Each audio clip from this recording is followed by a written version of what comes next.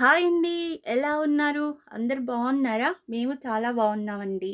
ఈ వీడియో పూర్తిగా చూడండి. అప్పుడే మీకు అర్థమవుతుంది. వీడియో గాని నచ్చితే లైక్ చేయండి, షేర్ చేయండి, సబ్స్క్రైబ్ చేసుకోండి. ఇదైతే కొత్త వాళ్ళకైతే చాలా బాగా ఉపయోగపడుతుందండి. పూర్తిగా చూడండి. మధ్యలో జరిపేసి చూస్తున్నారు కదా! అలాగైతే చూడకండి. పూర్తి చివరి వరకు చూడండి. మీకైతే ఎక్సలెంట్ అంటే ఎక్సలెంట్ కటింగ్ అనేది బాగా అర్థమవుతుందండి. సూపర్! శారీలో బ్లౌజు మనం ఏ విధంగా కట్ చేసుకున్నామనేది చూపిస్తున్నాను. ముందైతే శారీస్ చూసేయండి. శారీస్ వచ్చేటప్పటికి అది సాటిన్ శారీస్ అంటారు కదండీ! అదనమాట. ఇదొచ్చే డబల్ షేడ్ అనమాట. పైకి కింద వైపు వచ్చేటప్పటికి నేవీ బ్లూ, పైకొచ్చేటప్పటికి లైట్ బ్లూ ఉందనమాట. Sky blue. ఇది శారీ మొత్తం వైట్ కుందన్స్ తోటి ఉందనమాట. కుందన్స్ అంటే టోన్స్ లాంటివి ఉంటాయి కదండీ! అవైతే ఇలాగా హ్యాండ్స్ వరకే ఇచ్చారు. మిగతా బ్లౌజ్ అంతా ప్లెయిన్ ఉంది. ఇది రెండో శారీ అండి. రెండో శారీ వచ్చేటప్పటికి ఇది ఫింట్ శారీ అనమాట. శారీ వచ్చేటప్పటికి సిమ్మర్ క్లాత్ లాగా ఉందండి ఇది. లోపల వైపు మొత్తం ప్లెయిన్ ఉంది. పైనంతా డిజైన్ అయితే ఈ విధంగా ఆల్ ఓవర్ ఫింట్ ఉందనమాట ఇట్లాగా. శారీ మొత్తం ఈ విధంగా ఉంది. ఇదైతే మనం కట్టుకున్నన్ని రోజులు శారీలాగా కట్టుకొని వద్దు అనుకుంటే మనం ఫ్రాక్‌లాగా కూడా కుట్టించుకుంటే బావుంటుందండి. అంటే లాంగ్ ఫ్రాక్‌లాగా కుట్టించుకున్నా కూడా చాలా బావుంటుందనమాట. ఇప్పుడైతే మనము ఈ శారీలో బ్లౌజు ఈరోజైతే మనం కుట్టుకోబోతున్నామండి. చూడండి ఈ శారీకి బ్లౌజు మనం ఈరోజు కటింగ్ చేసుకుంటున్నాం. చూడండి ఇదంతా శారీ. ఇప్పుడైతే స్టార్ట్ చేద్దామండి. ఆ శారీలో బ్లౌజే ఇది. చూడండి. ఇది మనకి కుట్టించుకోవడానికని చెప్పేసి వేరే వాళ్ళు ఇచ్చారు. ఆ శారీ అనేది మీకు 2 శారీలు కూడా బ్లౌజ్ కుట్టడానికైతే ఇచ్చారనమాట మనకి కస్టమర్స్‌ది. మనమైతే ఆ బ్లౌజులు కూడా, శారీ కూడా మీతో షేర్ చేసుకోవాలి అని చెప్పేసి శారీస్ బాగున్నాయి కదా! ఒకవేళ ఎవరికైనా ఇలాంటి కలర్స్ లేకపోతే కొనుక్కోవచ్చు. బావుంటుంది. ఐడియా ఉంటుందనమాట. నాకు కూడా ఆ కలర్ అనేది లేదు. దీన్ని కూడా ఒక శారీ కొనుక్కోవాలి. ఇదొచ్చేటప్పటికి బ్లౌజ్ అండి. హా అంటే మనకి ఇది సైజ్ బ్లౌజ్ అండి. పక్కన పెట్టేసుకొని ఇది లైనింగ్ వచ్చేటప్పటికి చూడండి. ఫోల్డింగ్ ఉన్నది మన సైడ్ వేసుకోవాలి.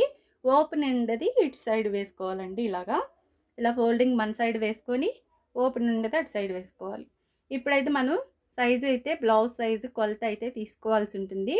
ఇలా హుక్స్ లిప్పేసి చూడండి ఇలాగా. చూడండి ఇట్లా ఇక్కడి నుంచి టేప్ అయితే ఇక్కడి నుంచి హుక్స్ పట్టీ నుంచి కాజా పట్టీ వదిలేసి మనము కొలత అనేది తీసుకోవాల్సి ఉంటుందండి. ఇది వచ్చేటప్పటికి 23 ఉందన్నమాట. ఇక్కడికి 23 సైజు ఉంది.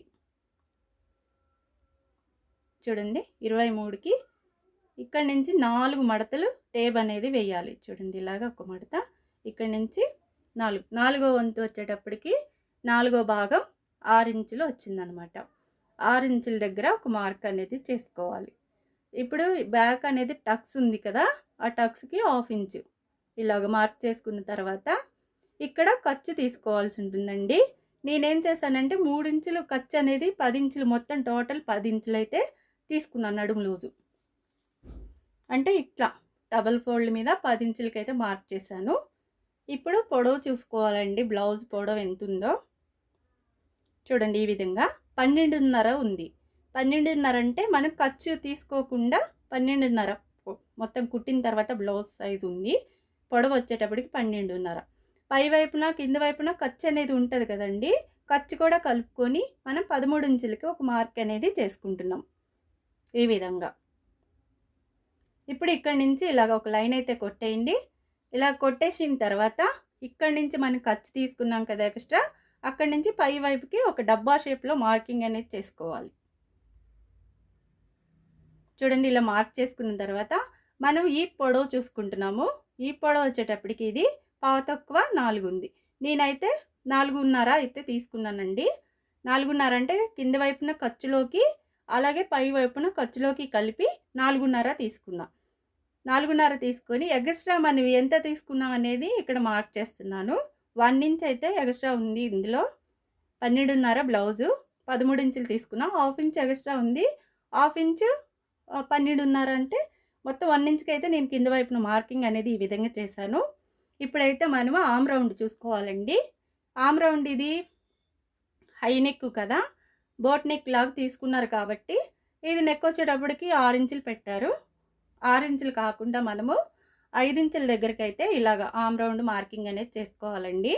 చూడండి ఇలాగ 5 ఇంచులకి ఇలాగ ఒక మార్కింగ్ అనేది చేసేసుకొని ఇక్కడ మనం ఖర్చు తీసుకున్నాం కదా, ఇప్పుడైతే చూడండి చెస్ట్ లూజ్ చూసుకోవాలండి. ఇక్కడ నుంచి చెస్ట్ లూజ్ వచ్చేటప్పటికి 7 ఇంచులు ఉంది, అంటే 17 ఇంచులు ఉందన్నమాట. అది డబుల్ ఫోల్డ్ మీద చేసి మనం ఖర్చు అంటే చెస్ట్ లూజ్ అనేది తీసుకుంటున్నాం. ఇది వచ్చేటప్పటికి ఎంత ఉంది, 7 ఇంచులు తీసుకుంటున్నాం చెస్ట్ లూజు. 7 ఇంచులు ఖర్చుతో కలిపేసి 9 ఇంచులు. అలాగా మొత్తం ఈ విధంగా అయితే మార్క్ చేసుకోవాలండి. ఇలా మార్క్ చేసుకొని ఆమ్ రౌండ్ కోసం 1 ఇంచ్ అయితే తీసుకున్నాం కదా, పై వైపున అయితే ఇలాగ 2.5 ఇంచుకి మార్క్ చేశాను. అలా కింద వైపు కూడా 2.5 ఇంచుల దగ్గర ఈ విధంగా అయితే మార్క్ చేశాను. ఇప్పుడు డ్రీప్ కావాలి మనము అంటే థ్రెడ్స్ పెట్టుకుంటాం కాబట్టి కొంచెం డ్రీప్ అనేది పెడుతున్నాను అనమాట. 2.5 ఇంచులు అయితే తీసుకున్నానండి. ఇప్పుడు మనం పై వైపున 2 ఇంచులే తీసుకోవాలి. కొంచెం ఎక్స్ట్రా తీసుకున్నాను నేను ఈరోజు, ఎందుకంటే ఈ అమ్మాయి చిన్నగానే ఉంది కాబట్టి డ్రీప్ అంటే మరీ ఎక్కువ డ్రీప్ రాదులే. ఈ విధంగా అయితే మనము కట్ చేస్తున్నాము.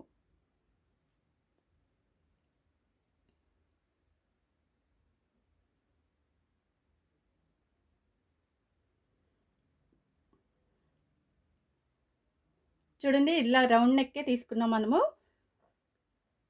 ఇప్పుడు ఈ మిగిలిన దాంట్లో ఇలా ఫోల్డింగ్ ఉండేది మన సైడ్ ఉంచేసుకొని ఓపెన్ ఉండేది అటు సైడ్ పెట్టుకోవాలండి. ఇక్కడ నుంచి హ్యాండ్ లూజ్ అయితే ఇట్లా చూస్తున్నాను నేను. చూడండి ఇలాగా ఇలా హ్యాండ్ లూజ్ చూసిన తర్వాత హ్యాండ్ పొడవు ఎంత ఉందో చూడండి. ఇలా చూసిన తర్వాత ఈ విధంగా అయితే మార్క్ చేయండి. మార్క్ చేసిన తర్వాత మనము చూడండి ఇక్కడ నుంచి ఈ రౌండ్ దగ్గర కూడా ఇలాగ ఒక డాట్ అనేది పెట్టుకోవాలి. ఇలాగ మార్క్ చేసుకున్న తర్వాత ఇప్పుడు పొడవు చూసుకుందాం. ఇది పొడవు వచ్చేటప్పటికి 7.5 ఇంచులు అయితే ఉంది. ఇలాగ 7.5 ఇంచులు ఇలాగ ఖర్చు కోసం కూడా కలిపేసి మనము ఈ విధంగా అయితే మార్క్ చేసుకున్నాము. మనమైతే ఇప్పుడు ఇది డిజైన్ వచ్చింది కాబట్టి ఈ డిజైన్ ఎంత పొడవు ఉందో అంత పొడవు అయితే తీసుకోవాలనుకుంటున్నాము. చూడండి ఇలాగా ఇక్కడి నుంచి అయితే 7 ఇంచులు ఉంది. 7 ఇంచులు పైన ఖర్చుకి కూడా కలుపుకోవాలి కదా మనము. ఆ డిజైన్ ఉండే వరకు అయితే కట్ చేసుకుందాం.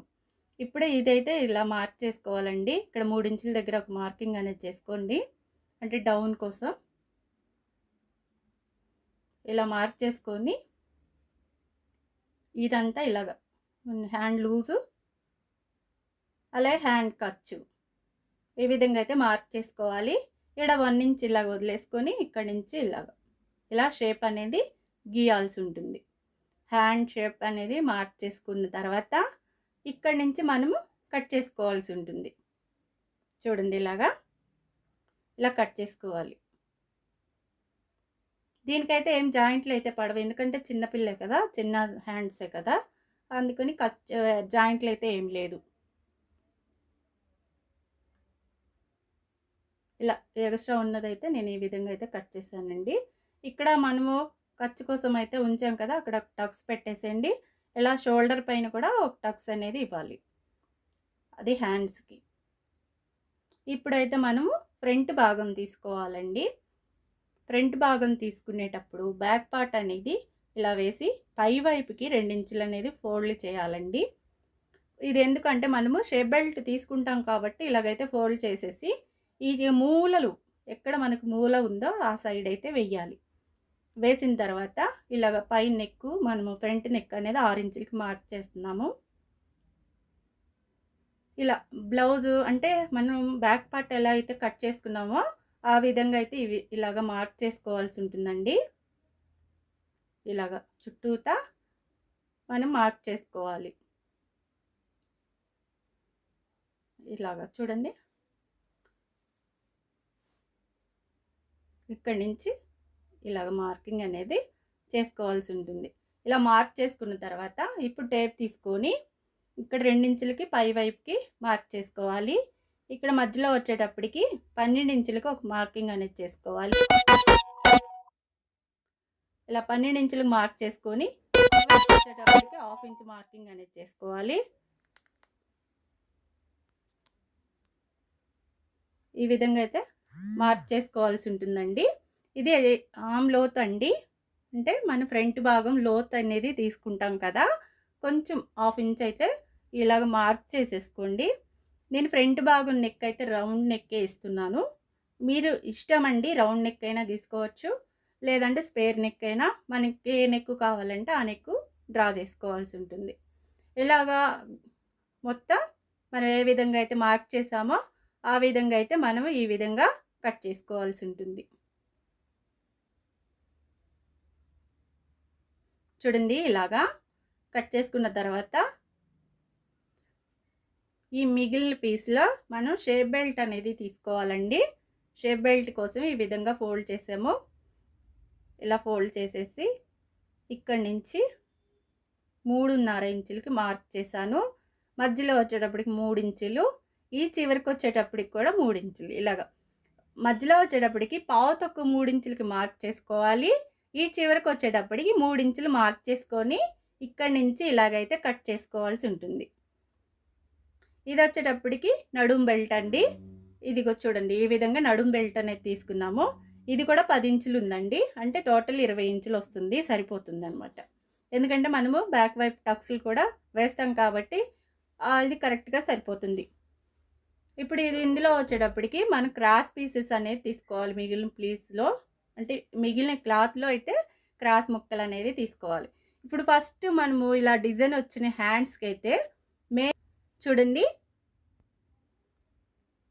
ఇలాగా డిజైన్ వచ్చినప్పుడు ఇట్లా డిజైన్ వస్తుంది కదా, డిజైన్ వచ్చినప్పుడు ఫస్ట్ అయితే మనము హ్యాండ్సే కట్ చేసుకోవాలి. ఎందుకంటే మనకి బ్లౌజ్ కట్ చేసిన తర్వాత మన బ్యాక్ పార్ట్ ఫ్రంట్ భాగం షేప్ బెల్ట్ అలాంటప్పుడు ఒక్కొక్కసారి క్లాత్ అనేది సరిపోదన్నమాట. వాటికైతే మనం జాయింట్ వేసుకోగలుగుతాము. ఇలాగ వచ్చినప్పుడైతే ఫస్ట్ హ్యాండ్స్ తీసుకోండి. హ్యాండ్స్ తీసుకున్న తర్వాతే ఫ్రంట్ భాగం బ్యాక్ పార్ట్ షేప్ బెల్ట్ అనేది తీసుకోవాల్సి ఉంటుంది.